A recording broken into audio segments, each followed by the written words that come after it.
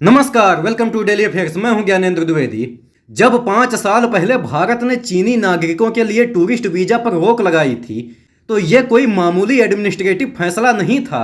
यह एक सीधा और क्लियर सिग्नल था कि भारत अब सिर्फ डिप्लोमेटिक शिष्टाचार नहीं, बल्कि जमीनी रियलिटी को प्रायोरिटी देगा। गलवान वैली में जो हुआ था, वो सिर्फ एक मिलिट्री क्लैश नहीं था, वो भारत चाइना रिलेशंस के इतिहास में एक डिसाइसिव टर्निंग पॉइंट था, जहां ट्रस्ट की ग्राउंड हिल गई थी। और अब ठीक उसी बैकग्राउंड में जब भारत एक बार फिर से चाइना सिटीजन्स को वीजा देने की प्रोसेस शुरू कर रहा है, तो सवाल उठता है, क्या ये रिलेशंस में नई शुरुआत है या फिर एक स्ट्रेटेजिक नेसेसिटी? यह कोई कोइंसिडेंस नहीं है कि भारत यह फैसला ऐसे वक्त में ले रहा है जब 2025 के एससीओ समिट में प्राइम मिनिस्टर मोदी की पॉसिबल चाइना विजिट की चर्चा हो रही है। मतलब यह कि सिर्फ वीजा खोलना नहीं हो रहा, एक मल्टी लेयर डिप्लोमेटिक मूवमेंट शुरू हो चुका है, जो बाहर से जितना सॉफ्ट दिखता है, अंदर से उतना ही स्ट्रेटेजिक है। और अब यहाँ जो सबसे इंटरेस्टिंग बात है वो ये कि चाइना ने इस डिसीजन का तुरंत वेलकम किया।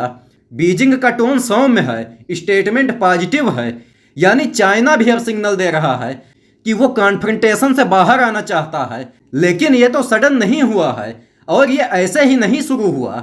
इसके पीछे एक बड़ी इंटरनेशनल की अलाइनमेंट काम कर रही है, और उसका एक अनएक्सपेक्टेड सेंटर है डोनाल्ड ट्रंप।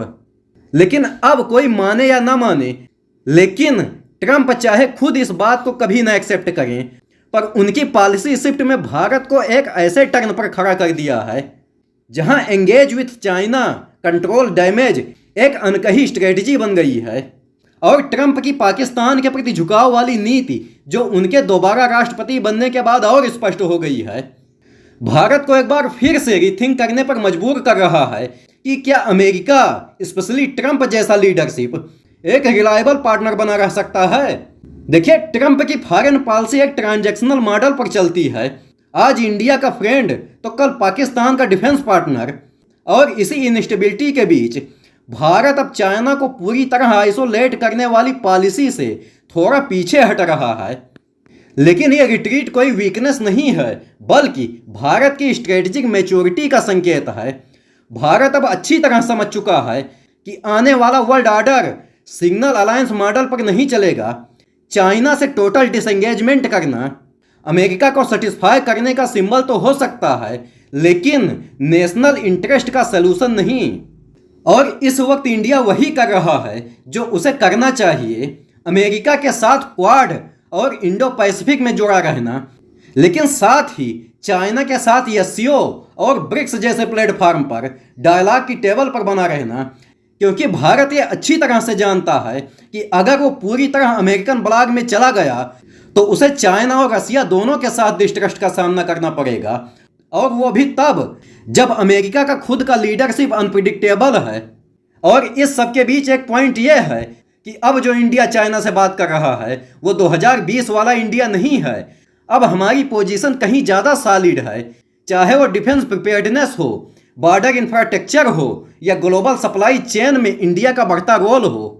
इसलिए जब पीएम मोदी अगर 2025 में चाइना की धरती पर स्टेप रखते हैं, तो वो सिर्फ एक डिप्लोमेटिक जेस्चर नहीं होगा, वो एक मैसेज होगा कि इंडिया अब टकराव नहीं, रिस्पेक्ट चाहता है। लेकिन अगर फिर से कोई मिसकैलकुलेशन किया गया तो रिस्पांस पुराने वाले इंडिया जैसा नहीं होगा। और भारत के इस लेटेस्ट मूव को चाइना भी बारीकी से ऑब्जर्व कर रहा है, और अमेरिका भी। अमेरिका जानता है कि इंडिया अगर चाइना के साथ रिलेशंस को थोड़ा नॉर्मलाइज करता है तो इंडो पैसिफिक में उसके प्लान्स पर इंपैक्ट पड़ सकता है।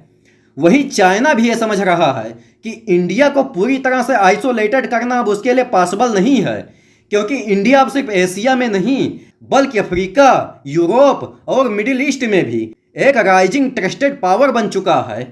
तो ओवरऑल ये वीजा डिसीजन एक सॉफ्ट मूव लग सकता है, लेकिन रियलिटी में इंडिया की हार्ड कैलकुलेटेड डिप्लोमेसी का हिस्सा है। ये शो करता है कि इंडिया अब किसी इन्फ्लुएंस में नहीं बल्कि डिप्लोमेटिक आर्किटेक्चर के हिसाब से आगे बढ़ रहा है।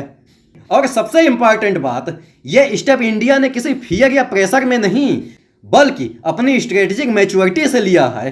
यही इंडिया की असली स्ट्रेंथ है, जहां डिसीजन सिर्फ इमोशन से नहीं बल्कि सॉलिड जियोपॉलिटिकल कैलकुलेशन से लिए जाते हैं। और वीडियो के अंत में मैं आपसे क्वेश्चन पूछूंगा कि डोकलाम पठार किन 3 देशों की सीमा पर स्थित है? ए पर है भारत नेपाल और चाइना, बी भारत भूटान और चाइना, सी भारत बांग्लादेश और म्यांमार, डी भारत पाकिस्तान और अफगानिस्तान। अगर आपको आंसर पता है तो कमेंट बॉक्स में जरूर दीजिए, और अगर वीडियो पसंद आया हो तो लाइक और सब्सक्राइब जरूर करिए। मिलते हैं अगले वीडियो में। जय हिंद।